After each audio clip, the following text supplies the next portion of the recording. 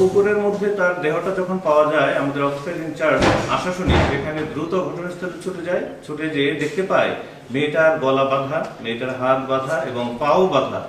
আমরা খুব নির্মম হত্যাকাণ্ডের শিকার বলে এটা আমরা দেখতে পাই।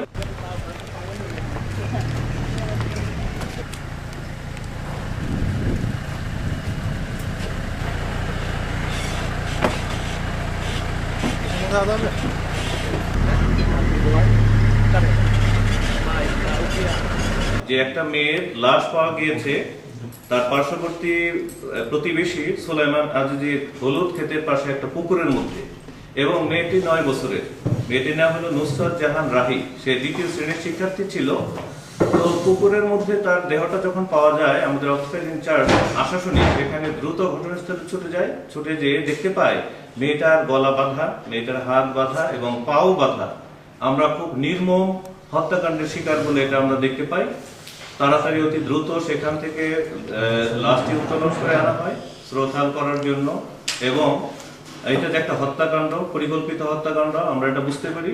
এবং এর পরবর্তী সময়ে একটা হত্যা মামলা রুজু হয়, নিয়মিত হত্যা মামলা রুজু হয়, এবং আমরা সার্বিকভাবে এই আসামি গ্রেপ্তারের জন্য সর্বান্তকরণ আমরা প্রচেষ্টা চালাই, অভিযান পরিচালনা করি। এখানে ওসি আশাশুনি, আমাদের ক্রাইম অ্যান্ড অপারেশনস যে পুলিশ সুপার আমিনুর রহমান সহ ডিবির যে কর্মকর্তা রয়েছে তাদের মাধ্যমে অভিযান পরিচালনা করি।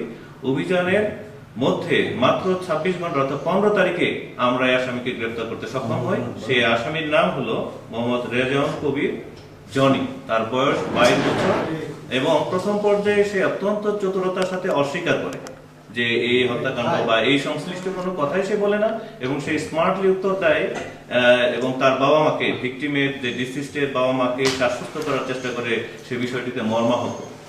পরবর্তী নিবিড় জিজ্ঞাসাবাদের মাধ্যমে, প্রাথমিক এবং নিবিড় জিজ্ঞাসাবাদের মাধ্যমে সে স্বীকার করে মেয়েটির কানে দুল ছিল, 2টি দুল ছিল। সে আর্থিকভাবে সমস্যাগ্রস্ত ছিল। এই দুলটি তার একটি প্রলোভন মনে হয়েছিল যে দুলটা যদি সে বিক্রি করতে পারে তখন তার একটা আর্থিকভাবে সচ্ছল হবে। সে দুল নিয়ে যায়, কান থেকে ছিঁড়ে টেনে তারপরে দুল নিয়ে যায়, এবং সে পার্শ্ববর্তী একটি জায়গায় সে দুল বিক্রি করে 9,000 টাকা সে পায়। পরবর্তী নিবিড় জিজ্ঞাসাবাদের মাধ্যমে সে হত্যাকাণ্ডের কথা স্বীকার করে। সার্বিক বিষয়ে মামলা তদন্তাধীন, আমরা পরবর্তীতে আরো বিস্তারিত আপনাদেরকে জানাতে পারি। কানের দুল উদ্ধার হয়েছে, এবং আমরা আশা করছি যে বিজ্ঞ আদালতে যেও সে তার হত্যাকাণ্ডের কথা স্বীকার করবে।